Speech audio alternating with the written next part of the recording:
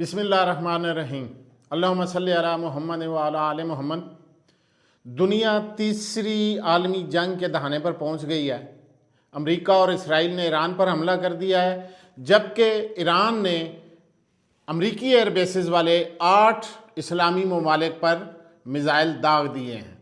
گزشتہ روز یہ صورتحال اس وقت زیادہ سنجیدہ اور زیادہ خطرناک ہو گئی جب امریکہ اور اسرائیل نے ایران پر حملے کیے اور ان کے جنوبی صوبے میں ایک سکول کو نشانہ بنایا جہاں 50 سے زائد بچیاں جو طلباء ہیں وہ شہید ہوئے، جبکہ 70 تقریباً افراد جو ہیں وہ اس میں شہید ہوئے ہیں اور 90 کے قریب زخمی ہیں۔ ایران نے اس کے جواب میں ریٹیلیشن میں اپنی جو کارروائی کی ہے وہ 8 اسلامی ممالک سعودی عرب سمیت 8 اسلامی ممالک کو ٹارگٹ کیا، ان کی ممالک کو ٹارگٹ کیا، ان کی ایئر بیسز کو ٹارگٹ کیا ہے۔ یہاں پہ یہ نقطہ بیان کرنا ضروری ہے کہ کیا اسلامی ممالک پر حملہ کیا گیا ہے یا وہاں پر جو امریکی ایئر بیسز ہیں ان پر حملہ کیا گیا ہے۔ دبئی میں یہ ایک دو جگہ پر ہوا کہ برج خلیفہ کے قریب بھی کوئی میزائل گرے ہیں، ایک رائل پام ریزارٹ ہے، ریسٹورانٹ ہے، وہاں پر بھی گرے ہیں میزائل، ایرانی میزائل جو گرے ہیں۔ اب دیکھنا یہ ہے کہ آنے والے جو دن ہیں وہ اس میں یہ صورتحال کا کیا رخ اختیار کرتی ہے۔ کیا اسلامی ممالک بھی اس جنگ میں شامل ہوتے ہیں؟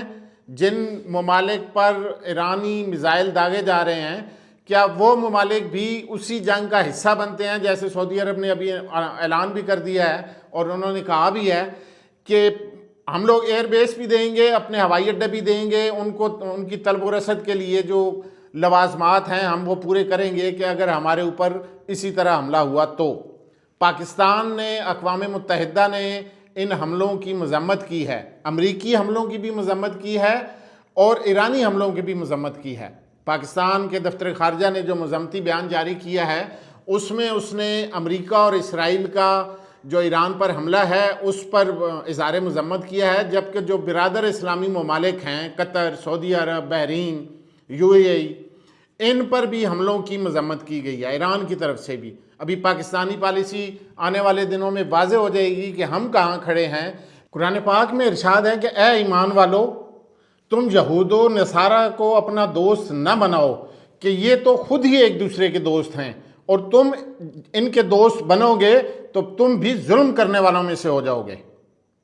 اب یہ دیکھ لیں، مسلمان ممالک، ایران پر حملہ نہیں ہوا، یہ اسلامی ممالک پر حملہ ہوا ہے۔ اس کی آگ پھیلے گی تو یہ پورے اسلامی ممالک تک جائے گی جو جا رہی ہے، اور مزید اب اس کا اگلا رستہ جو ہے وہ پاکستان کی طرف بھی آئے گا۔ پاکستان تو چونکہ ان دنوں مختلف محاذوں پر سرگرم ہے، افغانستان میں بارڈر پر مصروف ہیں، انڈیا کی طرف سے بھی تھریٹ ہے، حملوں کا تھریٹ ہے، اس طرف بھی مصروف ہیں، اندرونی طور پر بھی ہم لوگ دہشت گردی کا شکار ہیں۔ تو پاکستان کو خصوصی طور پر بڑا سوچ سمجھ کر فیصلہ کرنا ہوگا کہ ان حالات میں جب آپ جغرافیائی طور پر بڑے اہمیت کے حامل ملک ہیں تو پھر آپ کا کردار کیا ہونا چاہیے۔ پاکستان نے گو کہ یہ کہا ہے کہ مذاکرات کیے جائیں، امریکہ ہے یا اسرائیل ہے، ایران ہے، یہ مذاکرات کی ٹیبل پر آئیں، لیکن جو صورتحال بن چکی ہے، جو پچھلے کچھ دنوں سے بنتی آ رہی تھی، یہ نظر آ رہا تھا کہ خلیجی ممالک کو جنگ کی آگ میں دھکیلا جائے گا،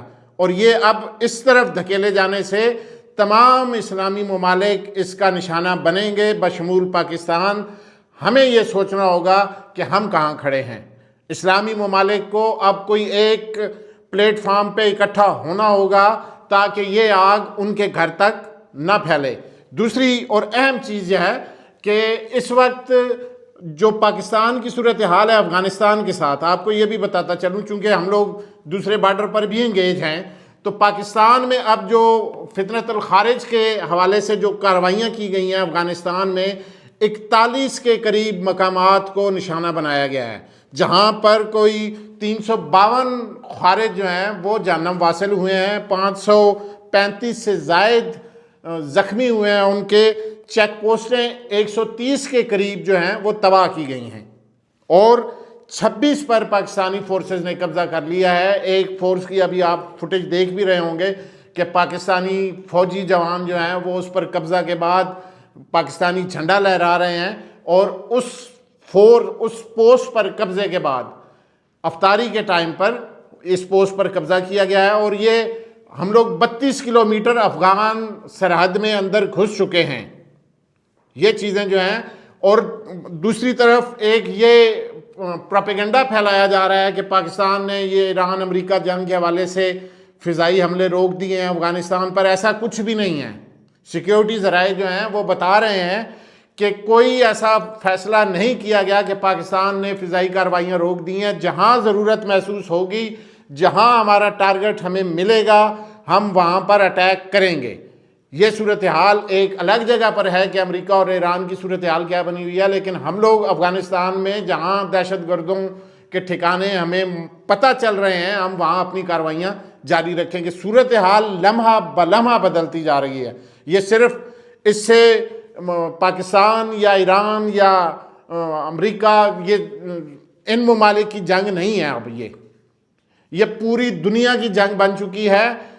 دنیا کی نظریں اب امریکہ کے علاوہ چائنا اور رشیا پر چلی گئی ہیں، کیونکہ چائنا اور رشیا جس طرف اب کھڑے ہوں گے، یہ جنگ کی صورتحال اور اس کا اصل نقشہ پیش کیا جائے گا۔ آپ کو اگلی آنے والی صورتحال کے ساتھ لمحہ بہ لمحہ اپڈیٹ رکھیں گے۔ اب تک کے لیے اتنا ہی، اجازت دیجیے، اللہ نگہبان۔